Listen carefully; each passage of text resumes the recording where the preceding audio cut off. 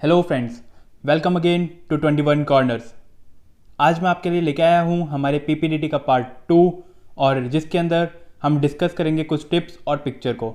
ठीक है, पिछली वीडियो में मैंने आपको कुछ टिप्स दिए थे और टाइमिंग लगाई थी। आज भी मैं आपके साथ कुछ ऐसा ही करूँगा। और देखो फ्रेंड्स, पीपीडीटी को क्लियर करना ये स्टेज 1 होती है हमारे एसएसबी की, और इसको क्लियर करना मोस्ट इंपॉर्टेंट पार्ट होता है हमारे एसएसबी का। क्योंकि आपको पता है, अगर स्टेज 1 क्लियर होती है तो ही आप बाकी अपनी परफॉर्मेंस आगे की दिखा पाएंगे, वरना आपको रिजल्ट पता ही है। ठीक है, तो मैं आपको पहले अब इसमें रूल्स बता देता हूँ, उसके बाद मैं आपको कुछ टिप्स दूंगा। ठीक है, उससे पहले मैं आपको बताना चाहता हूँ कि हमारा ये चैनल कवर करता है UPSC, CDS, CAPF, NDA, AFCAT, CGL, CPO, MTS, CHSL और भी बहुत सारे कॉम्पिटिटिव एग्जाम्स को। तो अगर आप इन एग्जाम्स की तैयारी कर रहे हैं तो आप हमारे चैनल के साथ जुड़ सकते हैं। ठीक है फ्रेंड्स, तो चलिए शुरू करते हैं। देखो दोस्तों, एक पिक्चर दिखाई जाती है हमें। सबसे पहले हेजी होती है वो पिक्चर, और it will be shown for only 30 seconds.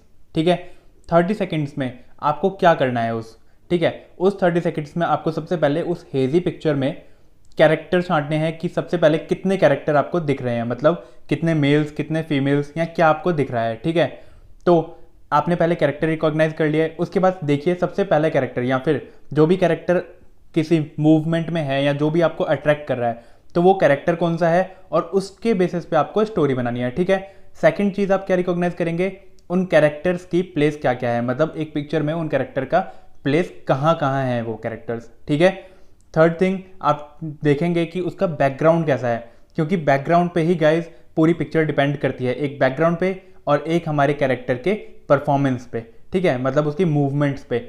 तो ये सारी चीज़ें रिकॉग्नाइज करनी आपको उस 30 सेकेंड्स में। ठीक है, उसी के बाद आप अपनी स्टोरी अच्छे तरीके से बना पाएंगे।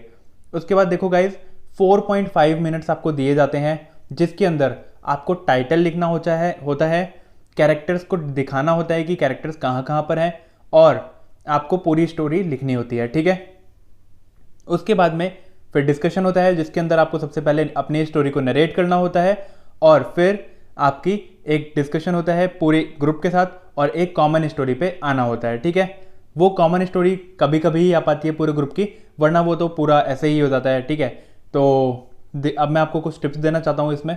देखो, सबसे पहले पॉजिटिव स्टोरी लाइन ढूंढनी है। मतलब देखो, अगर नेगेटिव इमेज भी है ना कि कोई मरा पड़ा है, तो उसको ड्रामा नहीं बनाना, लेकिन उस इमेज से लेके एक पॉजिटिव स्टोरी की एंडिंग करनी है। ठीक है, भले ही कितनी भी प्रॉब्लम्स हो, लेकिन एंडिंग जो होनी चाहिए वो पॉजिटिव होनी चाहिए हमेशा।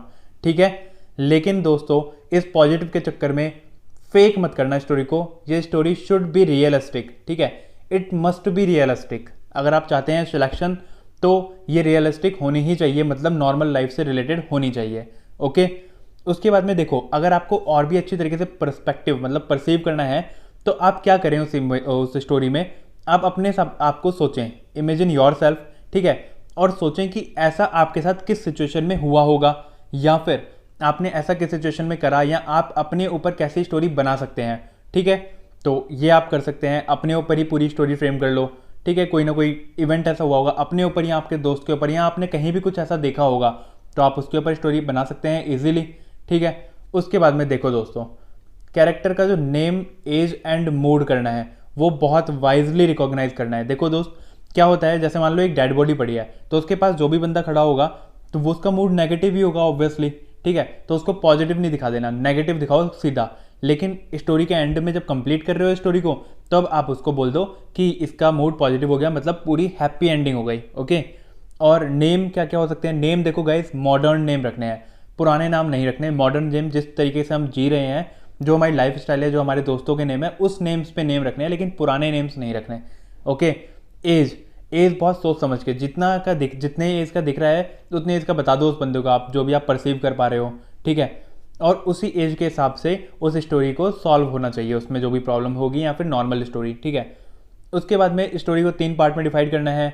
ये क्या है, what led to the current situation. ठीक है, प्रेजेंट सिचुएशन क्या है, कंडीशन क्या है, और क्या कैसे सॉल्व करी हमने प्रॉब्लम।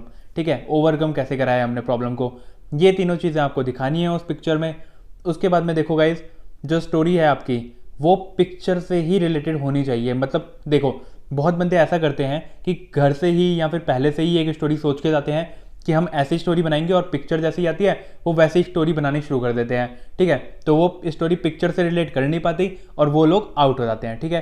तो इन होना चाहते हो तो पहले से कंसीव करके मत जाना कोई भी स्टोरी, वहाँ पिक्चर को देखना, रिकॉग्नाइज करना और फिर स्टोरी बनाने पे ध्यान देना, ठीक है। और बस लास्ट में जो एंडिंग होगी वो हैप्पी एंडिंग, हमेशा ही हैप्पी एंडिंग होनी चाहिए, ठीक है। तो चलो अब मैं आपको एक पहले सैम्पल पिक्चर दिखाता हूँ कि सैम्पल कैसे होते हैं चीज़ें। उसके बाद में आपको मैं टाइमिंग लगाऊंगा और आप स्टोरी लिखेंगे, और आप अगर डिस्कस करना चाहें तो इसके कमेंट बॉक्स में आप मेरे को स्टोरी अपनी भेज सकते हैं, ठीक है।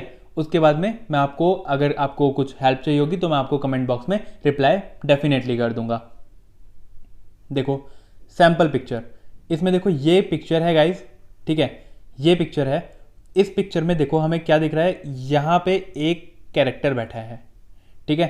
तो कैरेक्टर को हमें कैसे बनाना होता है, देखो ये एक शेड दी जाती है ये वाली, जिसके अंदर एक ये बॉक्स होता है, यहाँ टाइटल और यहाँ स्टोरी, और यहाँ पे स्टोरी हमें लिखनी होती है, ठीक है। और हम इस पेज के पीछे पलट के भी स्टोरी लिख सकते हैं अगर हमें पेज की कमी पड़ रही है तो, ठीक है। अब देखो सबसे पहले हमने इस पिक्चर को देखा, इस पिक्चर में हमें बैकग्राउंड कैसा दिख रहा है, माउंटेन टाइप बैकग्राउंड दिख रहा है। इस पिक्चर में हमें क्या दिख रहा है, हट दिख रही है। कैरेक्टर कितने दिख रहे हैं, एक कैरेक्टर दिख रहा है, ठीक है। कैरेक्टर क्या कर रहा है, कुछ मैकेनिकल या फिर कुछ भी एक वर्क कर रहा है अपना, ठीक है। कैरेक्टर कैसा लग रहा है, पॉजिटिव लग रहा है। अगर काम कर रहा है कोई बंदा तो पॉजिटिव मोड में काम करता है, ठीक है। तो पॉजिटिव बंदा लग रहा है, मेल है। तो सबसे पहले हमने एक क्या बनाया, गोला बनाया, ठीक है। सर्कल करा, सर्कल के अंदर सबसे पहले क्या लिखा, मेल, उसके नीचे उसकी एज लिखी और फिर उसका मूड बताया, पॉजिटिव। अगर हैप्पी मूड है तो पॉजिटिव, नेगेटिव मूड मतलब अगर सैड मूड है तो नेगेटिव, और अगर आप रिकॉग्नाइज नहीं कर पा रहे तो उसको लिख सकते हैं न्यूट्रल मूड। न्यूट्रल मूड कैसे डिफाइन करते हैं गाइस, ओ से, ओ अगर बना दोगे आप तो वो होता है न्यूट्रल मूड, ठीक है। उसके बाद में आप देखो क्या करना होता है, 30 सेकंड के लिए आपको पिक्चर दिखाई, ये वाली पिक्चर 30 सेकंड्स के लिए दिखाई जाएगी, उसके बाद ये पिक्चर कर दी जाएगी ऑफ। उसके बाद आपको इस शीट को यूज़ करना है। सबसे पहले आपको क्या करना है, ये मेल की लोकेशन बतानी है, जो भी बंदा था इसकी लोकेशन बताई, एज बताया, मूड बताया। उसके बाद में टाइटल में हमने टाइटल लिखा जो भी, कि doing his work, steps to complete his work, है ना, टाइटल लिख दिया यहाँ पे ऐसे ऐसे। उसके बाद में स्टोरी बनानी है हमें 4 मिनट्स में, आधे मिनट जो मिलता है 30 सेकेंड्स उसमें ये और टाइटल कंप्लीट करना होता है, और जो 4 मिनट्स मिलते हैं उसमें स्टोरी कंप्लीट करनी होती है, ठीक है। तो इस तरीके से होता है पीपीटीटी का तरीका। तो गाइज अब मैं आपके लिए लगाता हूँ टाइमर, आप मेरे साथ प्रैक्टिस करिए, ठीक है। उसके बाद आपको डेफिनेटली बहुत इंप्रूवमेंट देखने को मिलेगी। और गाइज टाइमिंग लगा के करना बहुत इंपॉर्टेंट है, क्योंकि टेस्ट में 4 मिनट कहाँ चले जाते हैं अगर आपने प्रैक्टिस नहीं करी तो पता ही नहीं चलता, ठीक है। तो टाइम लगाना बहुत ही इंपॉर्टेंट है। तो देखो अब मैं 30 सेकंड्स के लिए आपको पिक्चर दिखा रहा हूँ, उसके बाद में मैं आपका 4.5 मिनट्स का टाइम लगाऊंगा, जिसके अंदर मैं आपको आधे मिनट के बाद इंडिकेट करूंगा कि आपका टाइटल और ये स्टोरी लिखना शुरू कर दो। टाइटल और ये कंप्लीट हो जाना चाहिए उसमें, और फिर स्टोरी लिखना आप शुरू कर दो उस 4 मिनट्स में, ठीक है। तो चलिए शुरू करते हैं, मैं टाइमिंग लगा रहा हूँ, रिकॉग्नाइज करना आप।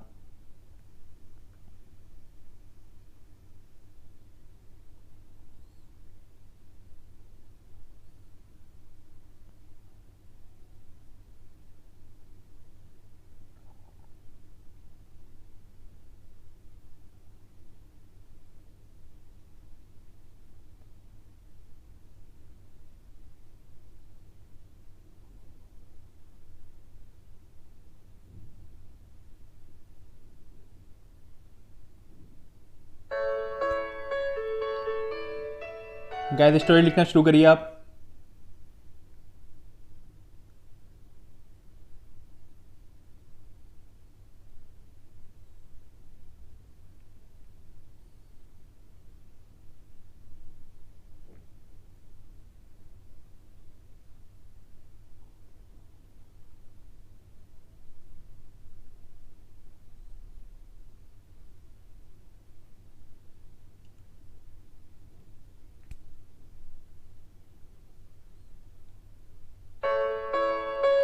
थर्टी सेकेंड हो गए हैं गाइस। अब आप 4 मिनट का आपका टाइमिंग है और आप स्टोरी लिखिए जल्दी से।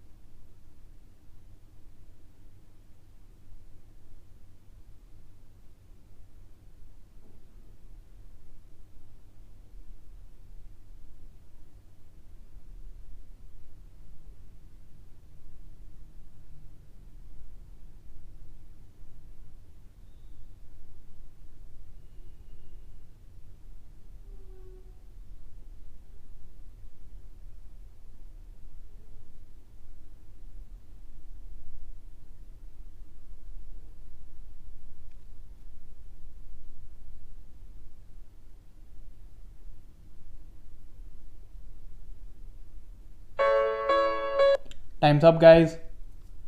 I hope you have written a wonderful story. You can share your story in the comment box. We will check and definitely we will share our feedback with you. ठीक है, और कोई इम्प्रूवमेंट होगी तो हम वो भी बताएंगे आपको. तो चलिए गाइज, फिनिश करते हैं हम आज की वीडियो को यहीं पे. और do like, share and subscribe with others. Thank you.